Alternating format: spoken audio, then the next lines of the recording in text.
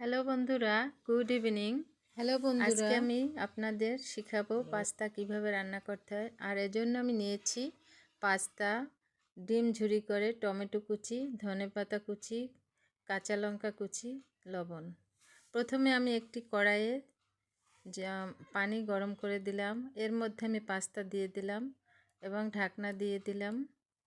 পাস্তাটা ফুটতে থাকবে যতক্ষণ পর্যন্ত সিদ্ধ না হবে।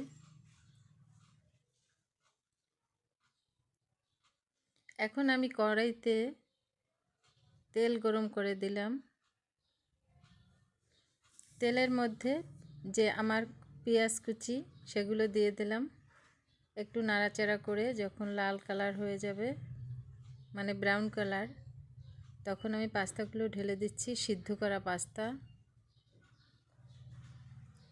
একটু নেড়েচেড়ে দিচ্ছি। এর মধ্যে এখন দিয়ে দেব টমেটো কুচি। দেখেন কত মুখরোচক খাবার। এরপর ডিম ঝুরি করা সেগুলো দিয়ে দিচ্ছি। কাঁচা লঙ্কা দিয়ে দিলাম। এরপর দিয়ে দিলাম স্বাদমতো লবণ, ধনেপাতা কুচি দিয়ে দিলাম। খুব তাড়াতাড়ি সহজে আমি পাস্তা রেডি করে ফেললাম। পাস্তা খুবই পুষ্টিকর খাবার। এর মধ্যে আপনারা মাংসের কিমাও দিতে পারেন, অনেক টেস্টি। আমার হয়ে গেল পাস্তা রেডি।